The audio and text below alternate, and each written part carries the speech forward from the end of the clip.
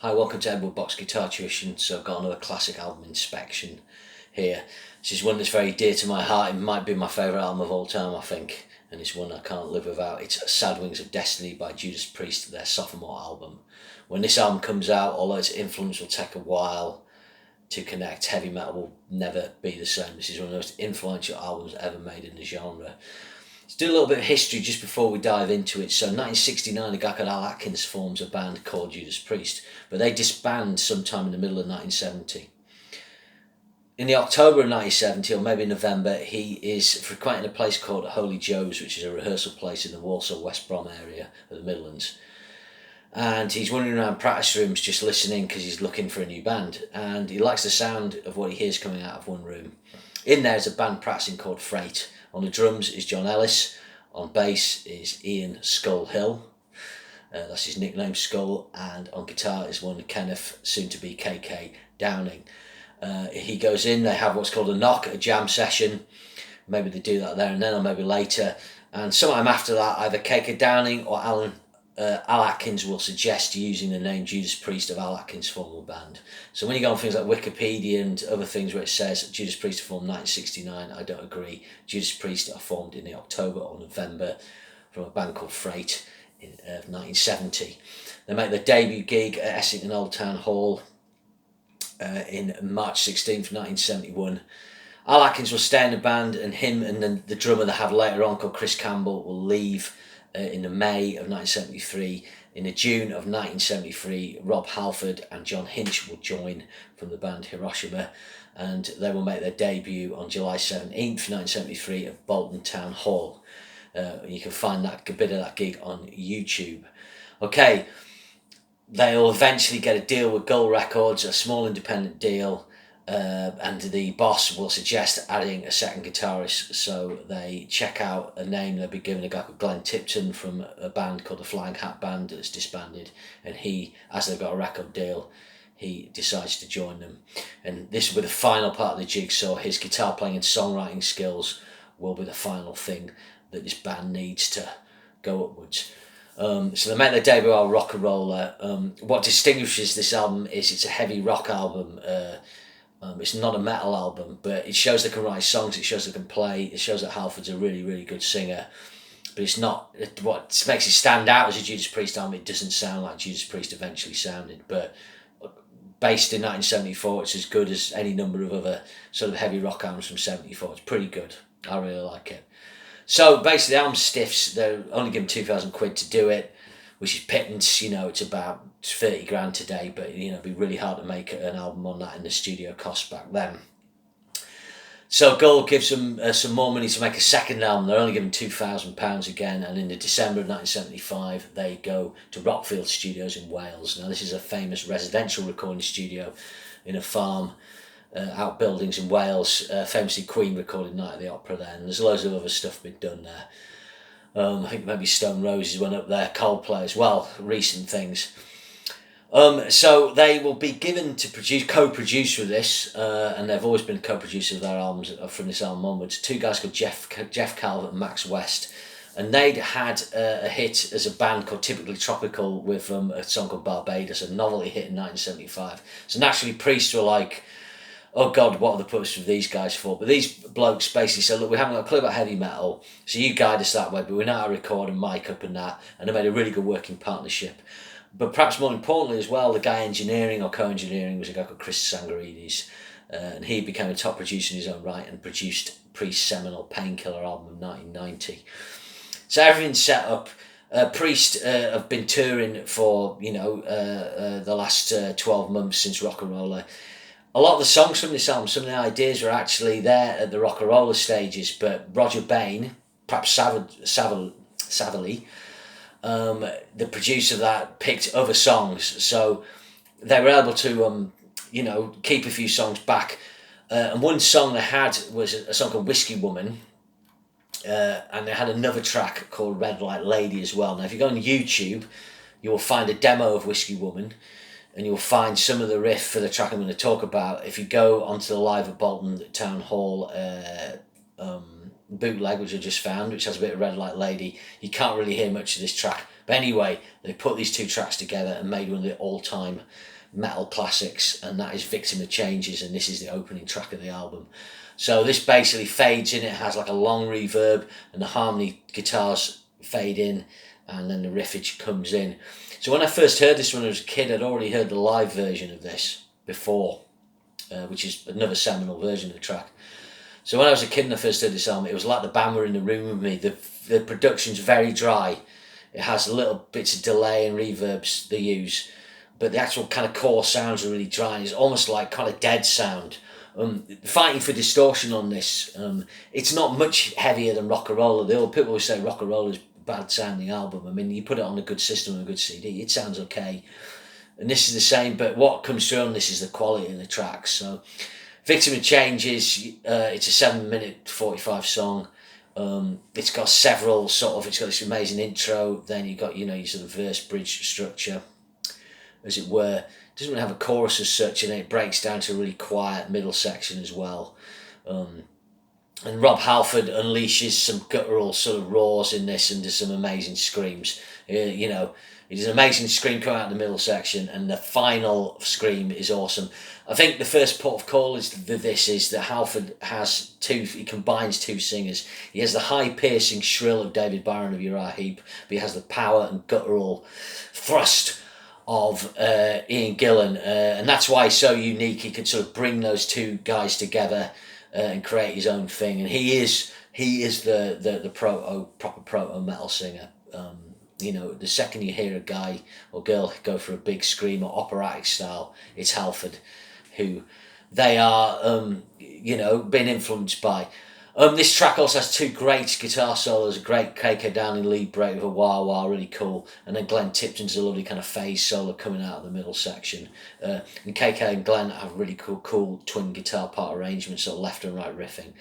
Yeah, so this track, only other thing to say, Al Atkins is credited as one of the writers. So it's Al Atkins, Glenn Tipton, Rob Halford, KK Downing. So basically Al Atkins and KK Downing have obviously written this song, Whiskey Woman Maybe. Then Rob Halford has written Red Light Lady, and Glenn Tipton's come in, and he's a very clever writer, and he's gone, well, why don't we do this? And this is where Glenn Tipton's like the key sort of ingredient in the writing and arranging process in Priest. Next track up is The Ripper. Now this is interesting, Tipton writes this solely on his own. So back in the day, early days of Priest, prior to British Steel, Glenn Tipton often wrote songs solely on his own and did all the lyrics, and the lyrics are very good. The lyrics are great for this. Got an incredible intro, and Halford does this amazing overlapping thing where he says you're in for a shock on one side of the stereo spectrum, and there's a harmonised scream comes in on the other side like you've been stabbed. It's fucking amazing. The song's full of atmosphere, and there's a great feedback bit where KK does his mad whammy stuff like Uli John Roth or Hendrix, and it's kind of buried in a mix of reverb, and it kind of creeps up on you. So it's a really atmospheric track. The band are bringing in loads of production techniques.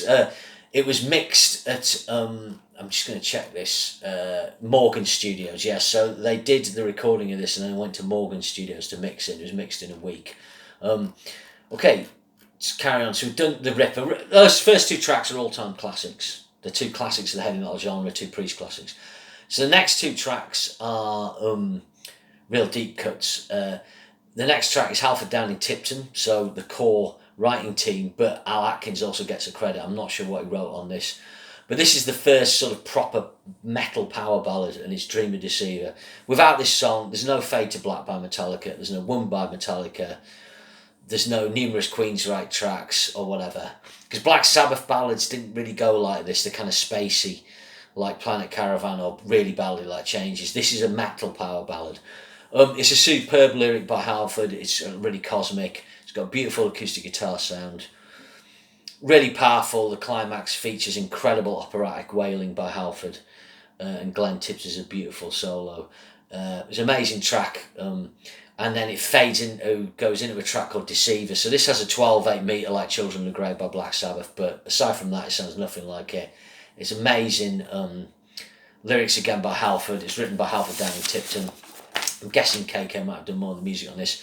It's got a great lead break that I think's KK Downing, but it could be Glenn, I don't know. But it's brilliant. And that ends side one of the original vinyl. I can't think of a better side one of an album. a Judas Priest album or any album. Maybe Van Halen one's the only one I would, or Fair Warning by Van Halen. There's very few albums come close to this.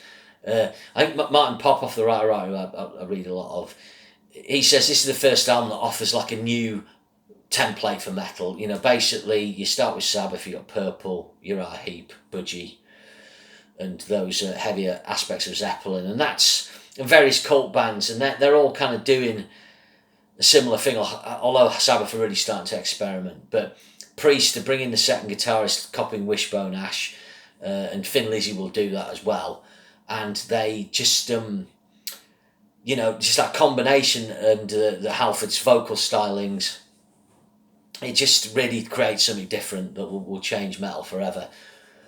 So side 2 opens with a lovely little piano instrumental by Glenn Tipton. He had piano lessons as a kid and his mum was a piano teacher. Called Prelude, and he's got harmonised guitars on it.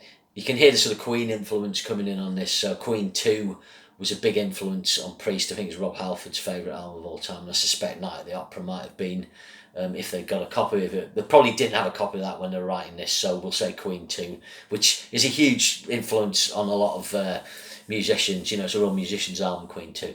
So this track works really nice, and then it goes into Tyrant. So this is a classic metal track. It's on the Unleashed in the Least album. It's got great twin guitar solos, great lyrics. It's Halford and Tipton. I'm guessing Rob wrote the melodies and the lyrics, and Tipton's done the music. Weird sort of background vocals, Tyrant on the choruses. I think the other thing about this is these one-word titles as well. Deceiver, Tyrant, Genocide, Epitaph. This is something that other metal bands will copy, and people will use these names for like band names. You know, Tyrant's a band name, Exciter is Grinder, no Grinder's not, Sinner, you know. It's another area where Priest are so innovative, and then there's the image thing with the leather, you know. Although Priest album sales are half what Iron Maiden's are, and Metallica, I think you have to argue that after Black Sabbath they are the next most influential band. I would say actually there's not an argument, they are, but some people might disagree. So after Tyrant it goes into Genocide. This is a Halford Downing Tipton composition. This has got a weird sort of low spoken word bit in the middle. I think the studio version of this is basically the studio versions of these tracks that are on Unleashed in the East live album. The live versions are top, but I love the studio versions as well. But I would say Genocide's the one where the live version on Unleashed in the East is better. I enjoy listening to that more. This is, aside from Prelude, this is probably my least favourite track on the album, but it's still a great Priest track. And it's got great lyrics and with some cool KK whammy stuff on this. Then it goes into Epitaph. This is the kind of wild card track on the album. It's a piano ballad, and Halford really croons on this track. I was just reading online and someone said he sounds like Scott Walker, and I think that's a really good analogy there. You know, the guy's got so many elements to his vocals. So he kind of croons this lovely ballad about someone's old age and then death. It's got beautiful sort of high harmonies, you know, the Queen influence coming again. He does a lovely falsetto, and then the track fades out dreamily, and then it crossfades into Island Domination. Now this track, I think it's one of the best, probably the best ending track of a Priest album. Priest have some great end of album tracks, but this is the best one. Again, it's Halford Downing Tipton writing. It's incredible lyric on it. It's like a sci-fi lyric about, kind of Island of Dr. Moreau type of thing. Halford's on incendiary form. It's just a really, really great track. So that sort of covers the album. Again, like I said, the fighting for distortion. The drum sound is sort of like quite round, quite bassy. It's got a fat bottom end that a lot of 70s records have. But you can hear they're really struggling. They don't have the money. If you compare it to, say, Boston's album in 1976 and the incredible distorted guitar sound on that, the kind of drive they're getting there, or other comparable maybe American recordings, or what Sabbath were doing. They haven't got the budget to get the technology there. But what I love about them, because people always go, "Oh, I don't like the production," but to me, the production's really magical on this. It's just got an unusual sound. This is the only album with Alan Moore on drums as well, not the writer. He's kind of disappeared in history, Alan Moore, but he was in Judas Priest in the early days with Al Atkins, and he came back just for this one album, and then tell at the end of 76 they were so skint they all had to take jobs, and he left. And literally a few weeks later they signed a £60,000 record deal with CBS. But one of the things with that is they had to forfeit the rights to this album, so they never get any royalties or anything off their first two albums with Gull. So this album's a remaster. Loads of times Gull have endlessly licensed it, but the copy I recommend getting is the JVC Japanese remaster. You have to buy it on import. It's a 24-bit master, and this is the best sound I've found. Just one little detail on this: if you listen to the track Victim of Changes, Halford holds a note, it cuts off, and then about 5 seconds later, a few seconds, you hear ah, and then what's happened is that's obviously another take that's not been cut properly. And if you listen out, you will hear like the residue of another vocal take. It certainly appears on the copy I've got. I don't think there's anything more to say about this. I've waffled on enough now. It's come at 16 minutes. Just a quick look at my notes. Yeah, just one thing I was going to say. I don't think Priest never made another album that sounded like this. With this combination of vocals and songs, and I think no one in heavy metal has. It really does stand alone as a unique heavy metal album. Hope you've enjoyed this. Sad Wings of Destiny 45 today. Cheers.